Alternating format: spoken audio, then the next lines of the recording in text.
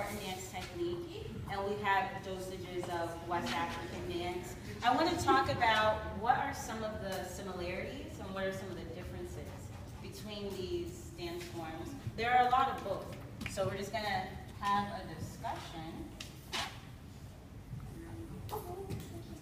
And I need your help. So, yeah. So let me write this up here real quick. So we have Portland on this side, and everyone knows how a Venn diagram works. The similarities goes in the middle, and then the differences go on each side of the circle. All right, so yeah, let's go ahead. We can start with some similarities between the two.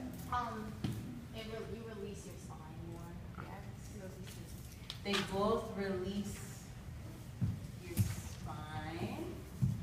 All right, so we're talking about the movement qualities.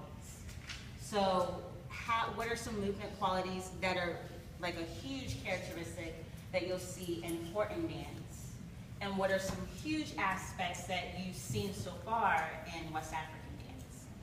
Portland is more of a sharp, and West African is more of like a loose filling around. Okay, so I saw you demonstrated it. I saw it's kind of angular, right? So sharp and angular for Portland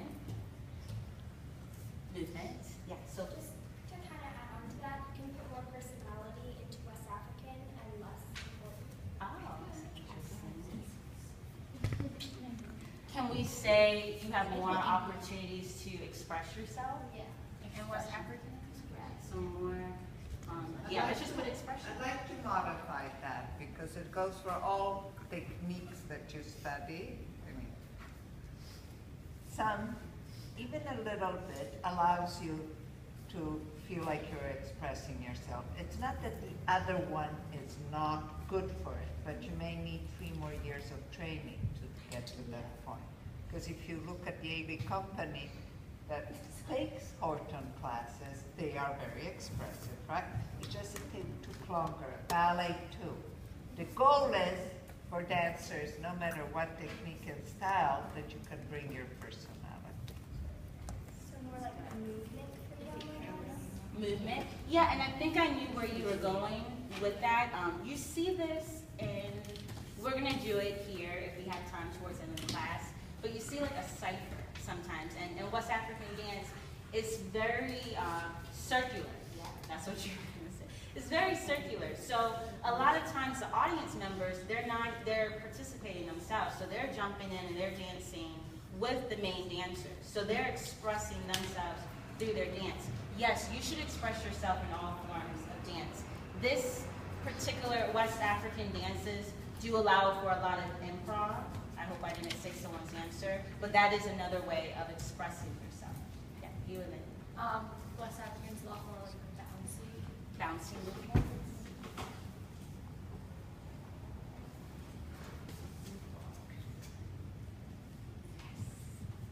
What I was going to say is they both rely very heavily on rhythm.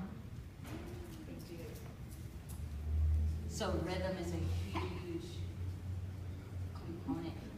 How can we further talk about the rhythm though? What have you noticed with and we haven't played around so much with the music and West African dances, but maybe from prior knowledge, what do you know about different types of rhythm that you might hear, particularly in important technique classes versus the rhythms that you might hear in West African dance classes? In Portland is more of very, I would say, elegant and smooth. But Okay. West African dance is more beating, like accents. Accents are a good word. Yeah, and we're playing around with rhythms a lot in West African dances. So polyrhythms, meaning we'll hear a lot of different rhythms all at the same time. And I liked what you said about Horton. Some elements of Horton the movements can be very elegant. And in West African dances, we're playing around with polyrhythms. Did I spell rhythm correctly? Yeah. I always have. In Portland, there's a lot of arched and flat backs, while while it was West African, it's more of curve back, so you can like let your back go, kind of like a Taiwanese. That is a really big distinction. Flat backs, curved backs. And you said something else. You said releases? Well, I said it was adding on to the spine release. Oh, okay.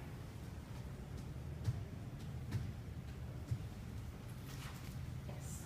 The tempo in West African dance is like really fast compared to the tempo. It can be very fast, but then you can also play. I like that though. So we can divert to tempo. You can still play around. So those polyrhythms, that means you can go fast. Like some of them can be very fast, and sometimes they can be slow. We haven't played around too much with it being too slow though. Both of them are grounded. Yes. Well, both of them can be grounded. Because you know in Horton we do have, we have rises. Most of the movements are grounded. Okay. Both can be grounded. I'm asking.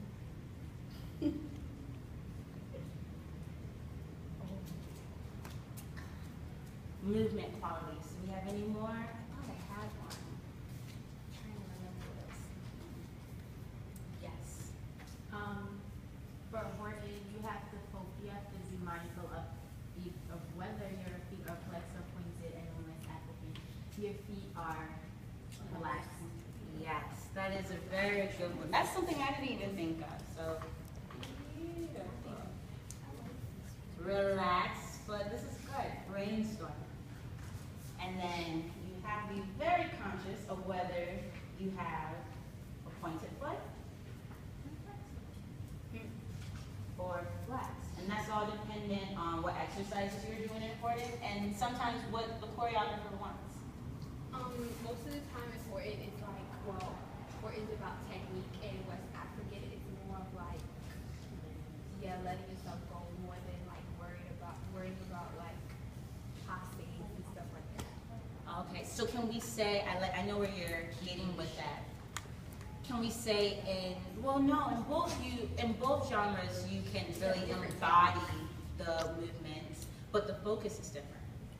So we can put focus. On form or not?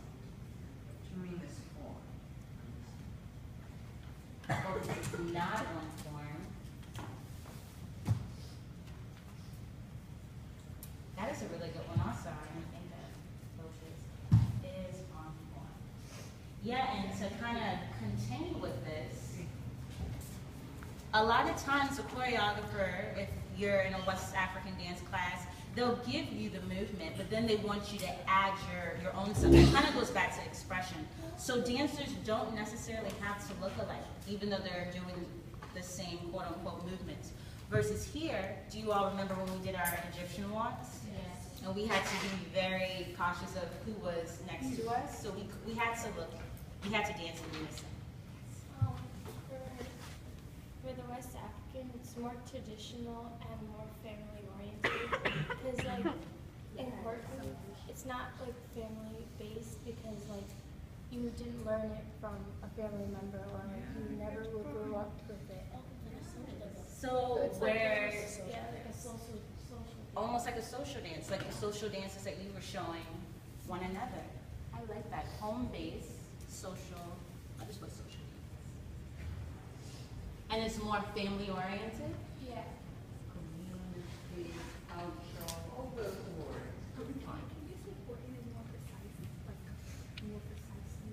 Yeah, say it loud so everyone can hear you. Horton has more precise movement. Precision. Yes.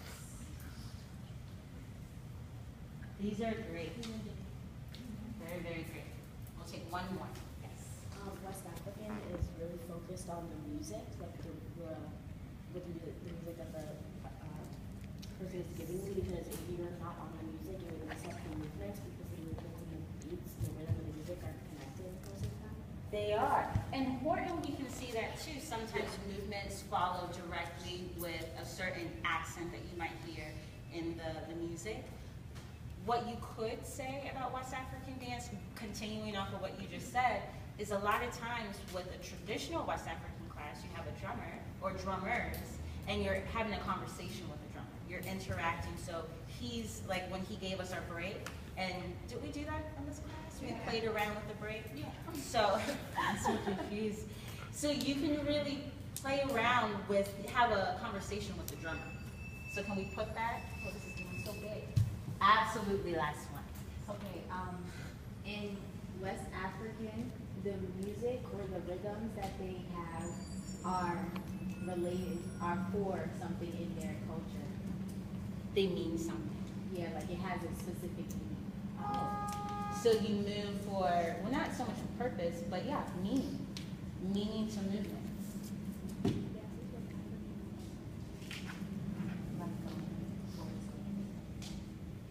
So would you consider a Horton dance technique a cultural dance? Type of cultural dance?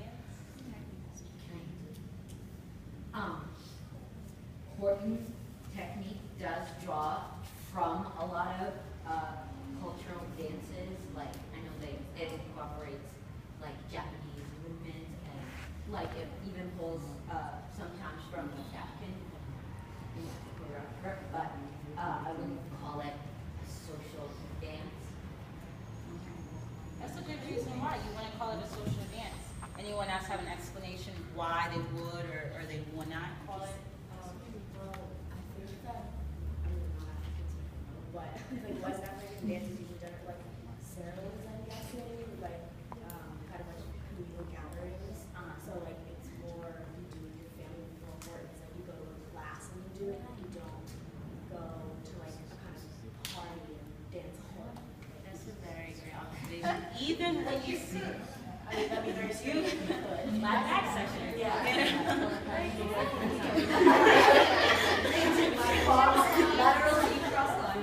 is true. And you make a really good point. You think about also where you see performances where Horton technique is expressed. They're usually done on a traditional stage versus you can go see a great West African dance performed in a park, you know, in a non-traditional setting. It's more of a community gathering way of expressing yourself, parties, whatever, versus the other. Did you have a comment? Yeah, Horton is more technical. Like there's a technique behind it, whereas West African, there may be a technique behind it based on the rhythm that you're doing, but it's not like, oh, your foot has to be pointed, your foot has to be like, make sure that you're engaging your sense of like, there's no actual technique behind it. Okay, I'm actually going to, you talked yourself right to the middle. I am going to put that they both, because they do both have a sense of technique, but remember one, you can divert a little bit from the technique to more so express yourself than the other. You don't necessarily have to look alike. You don't necessarily have to look alike as much in West African dance. It's more of a party type, a better way of expressing yourself, if I'm not talking in circles. Okay, so, copy this down. I'm asking that you for homework, and you can, well, I'll collect these. Yeah, I'll collect them in a minute. But I'm asking for homework that you write let's do a one-page reflection on where, like, how has your dance training so far influenced your movements now? Okay, so as a West African dancer, my home life has, influenced the way my body moves. And also by taking outside classes, I've been exposed to other genres, and I'll move because of that.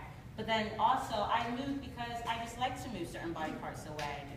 So give me one paragraph, or excuse me, one page reflection on your prior dance experience and why you think your background has influenced how you move as a person, as a dancer.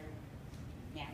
So basically from the very beginning of your dance career, how it influenced like everything that has happened so far? No, not a resume, because a resume is a resume. But precisely she calls it reflection because But on you your decide entire dance of all the things you've taken, what do you think Yeah. is now part of your movement, okay, and how you like to dance, where you're thinking